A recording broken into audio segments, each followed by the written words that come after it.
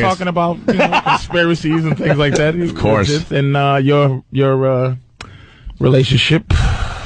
Well, dude, you were the one who told Anthony a long time ago. No, that's fine. You're mad, right? No, not really. No, it's fine. Well, I'll just roll with what you guys are talking about. What's going on? Well, all right, cool. Patrice did suggest that Anthony needs to go out with Jill Nicolini. Not just Jill Nicolini. This was way before McFoley came by as the love maker, the matchmaker there. Yeah. Patrice is right. Mankind. Everybody brought it up. Mankind did it for you. It's cool. Everybody brought up the fact that Patrice said it quite a while ago. And personally in his ear. Jill Nicolini, when I came from the thing, they're single. All these high-level chicks that nobody wants to date are single. All right. Look how annoyed he is that he hasn't been acknowledged. It's just, a personal, hey, man, I took your advice. I upgraded from these, refrigerator repair girls' daughters. Yeah, you really should explain. You basically said, Anthony, you're going down the wrong road. You need to upgrade your life. Go after someone like Jill Nicolini. She's single. She would be great for you. He said this whole thing on an XM show, and then when you guys went out until all hours of the night, he got your ear. And that is what he said when we were hanging out at the bar that night. And then Sacco comes in and just makes it legitimate. I see. Mm-hmm. Fair enough. Sacco. Oh, wow, is that your... Wow. See? Wow. You get to watch her on television. No way old crazy Patrice could ever... Patrice is nutty to think that Jill Nicolini could ever... Well, fair enough. Well, it seemed like it was, maybe it's my own, my self-esteem wasn't very high. I didn't think that I could, I should aim there. Yep, I told you, stop pal talking. Yeah. Stop it. Stop giving access to these nobodies. Look at her. Who would have thought that she had such self-hatred? That's what I mean. It's like she's beautiful women, fat girls and ugly women always have a man. And these beautiful women they can't get it. They don't understand. They don't understand. Patrice is a guru. Mm-hmm. He is a guru of all things to do with relationships.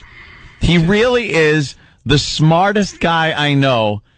Not even smart, just like... Do you know why? You have like you're a superhero for relationships. I'm an overweight guy who likes women. I had to figure it out some kind of way. The only thing is, thank God that they don't think like us. That's all I have to say about women. Thank God they're not us, because then I'll be in deep trouble. Yeah. Well, Patrice, this is the question today. You obviously set up Anthony with Jill Nicolini. How does he keep someone like Jill Nicolini? By understanding she's the traffic girl and never letting her forget it. And no disrespect. That's just my advice. Oh, Patrice. You are better than Jill Nicolini. Damn. That's all I'm saying. Ryan, we got Patrice O'Neal in studio. He's going to be at the Animation Festival tonight. I'm excited about that, man. Good morning, it's going to be great. What do you got, bro? Hey. I'm just wondering when Dr. Patrice here is going to write a book teaching us all how to be a man. What did I tell you, Patrice? I've told Patrice on many occasions. See, you give Anthony advice that he doesn't listen to. You don't listen to my advice, my friend. I do. You should be writing a book. It would be huge. I have to figure out how to exercise every day first, before I write a book. I don't have it like that. You put this in a book, it's going to be a huge read. I'm doing it. Because you have a way of talking about relationships. No one else has talked about them in that way. Yeah, it's from a guy with low self-esteem that has to have a pretty girl. But that's the typical guy. You're every dude, man. Because listening to Gene Simmons tell a woman that I'm gonna have sex with other women is like irrelevant because he's the bassist in Kiss. Right. But you're a regular dude. I mean, you're a funny dude. But it's like people can look at you and go, all right, well that makes sense to me. It's very relatable. Right. You should write a book. And I do it with black women too, which is that's another whole trick, right? They don't play around like that. No, I couldn't imagine how intimidating that would be. Why don't you start dictating a book into a tape recorder, and worst comes to worst. Is that how you did it? No, I blogged. But I'm saying if you're not sure of how to do it. I kind of lucked into it. Because I want to do it. I don't know how to do it. It's not like I'm going, shut up, Opie, I don't believe it. But it's just like, I'm like, yeah, but you got to just come out. Once upon a time. I don't know how to do that. Write down a bunch of thoughts. Yeah, come out with like a basic outline of what could possibly be chapters of this book.